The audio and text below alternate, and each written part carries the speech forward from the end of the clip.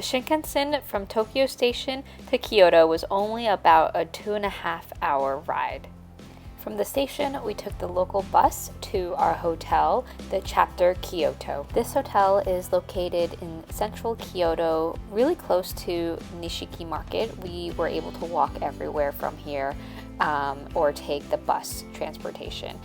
At around $290 a night, it was pretty luxurious for what we were getting. As you can see, the room is much bigger than our Tokyo room, and it had a really zen vibe with the tatami mats and the low ceilings. Overall, it was super enjoyable, and I highly recommend for a luxurious boutique experience. And it also had a private onsen. I shouldn't have been filming in here, but no one was here, and I really wanted you to see how cool this was.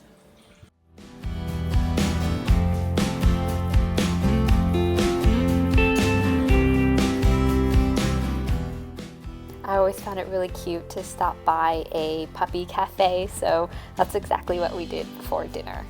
I think I'm in heaven. Hi, puppies! They like me more. They like you more. Hi, puppies. This one's really pretty too.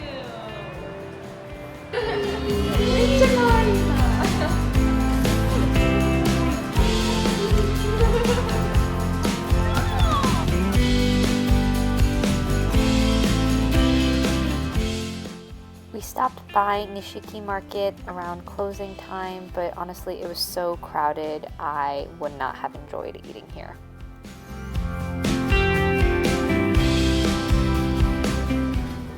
Instead, we went to dinner at a restaurant called AWOMB. I will admit I found this on YouTube, but it's a really cool experience where they give you a platter of deconstructed sushi and you get to make it yourself. And honestly, most of this was vegetarian. You see the pieces of fish up top, but it was just really bright flavors of vegetables and unique Japanese ingredients that you got to customize into your own sushi roll. It was pricey though, around 100 USD a person, but just for the experience, I think it was interesting and worth it. Good morning, day 3. We are now at the bamboo forest. It's around 7:30 and they say to get here early.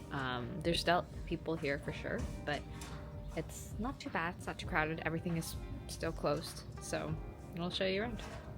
Oh, it is! Hi, we made it! We met up in Kyoto, across the world! Again. We never meet up in LA, yet we'll meet up across the world.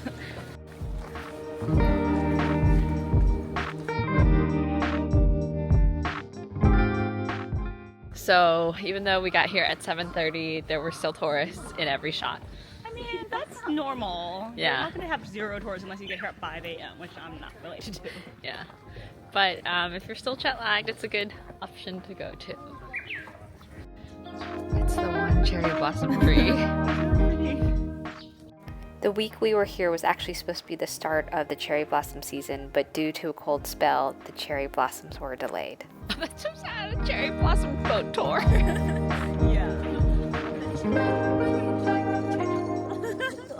And normally I wouldn't wait in line for something so simple as a coffee, but this is a very famous coffee shop right outside the bamboo grove.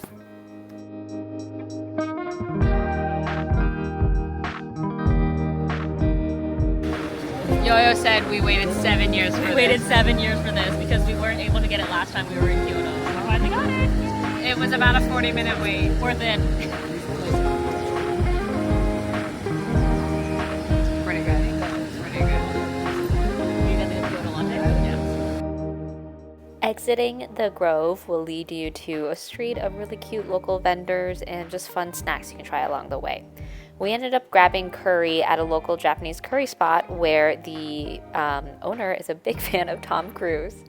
This was my first time having real Japanese curry, and I gotta say, I'm still not the biggest fan, but it was really warm and comforting.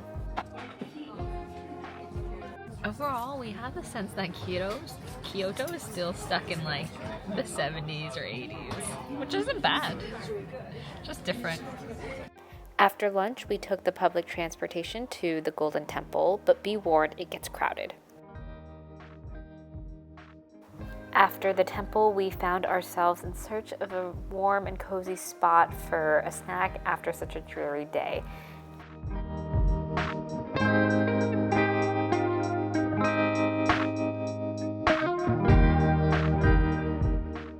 Kyoto is known for their green tea, so make sure to try out some of different desserts. And finally, we meandered towards the Gion district. This has been in the news lately because they've actually banned some tourists from going down some private streets because they were harassing the geishas.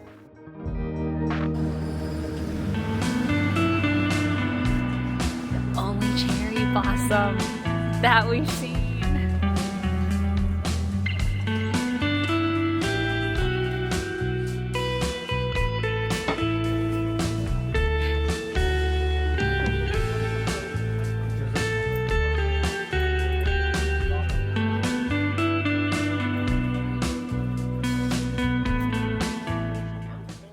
Gion, you can walk to this beautiful picturesque street, but as you can see, there are so many people here. It's going to be crowded at any time of the day.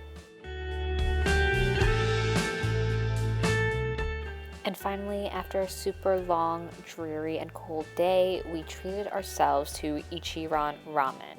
This spot is a place where you fill out a little sheet of paper and your ramen comes to you in your own personalized cubbies.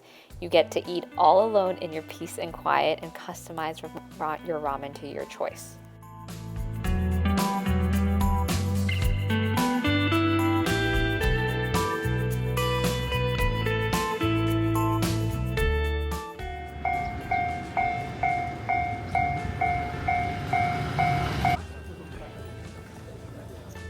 When you visit, you have to check out Fushimi Inari. It's as breathtaking as it is in photos, and be prepared for a hike all the way to the top.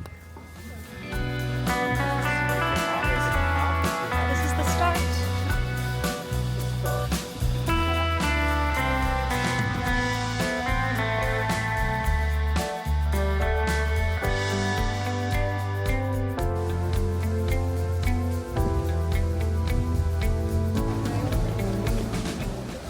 The town around the gates have plenty of street vendors to cater to the tourists.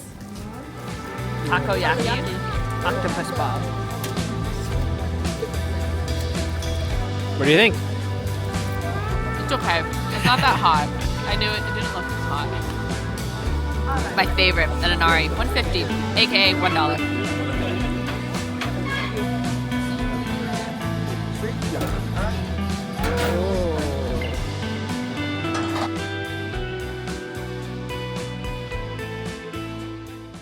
And of course, we had to try out the viral purple yam ice cream. Truthfully, I still don't really know what this was, but it was interesting to look at.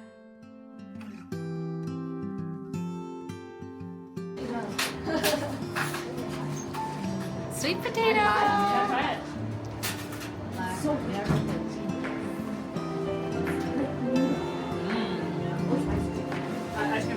Really sweet. It's like candied yam. It's good. It's the really creamy ice cream. Fushimi Inari. Inari, the gates, but it's cold and a little rainy, and now we're going off to lunch at a Kaiseki place. So we'll bring you along. I found this Kaiseki place on TripAdvisor and it had 1 Michelin star. It was much cheaper for lunch, only around $35 US for a multi-course meal.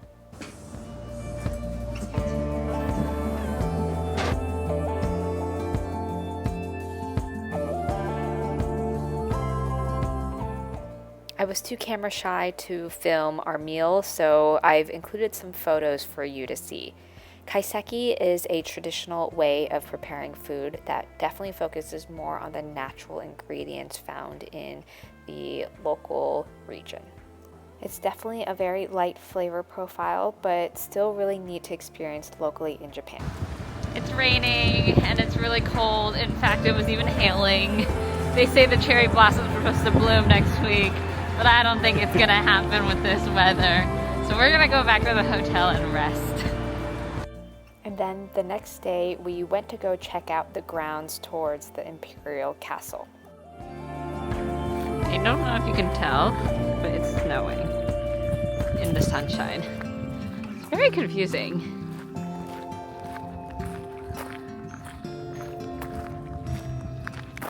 So we learned that you can go visit inside the Imperial Palace, but you need to apply for a ticket, which we did not do, but it was still cool to walk around the outside.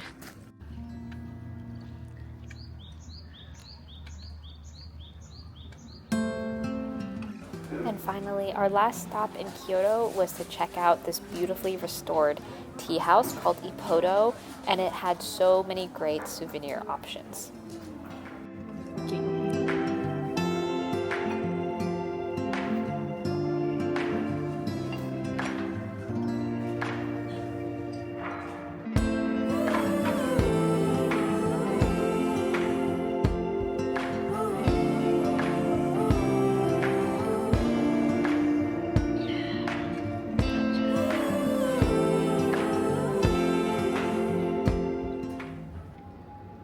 This was a sweet potato, but it's actually some sort of cake.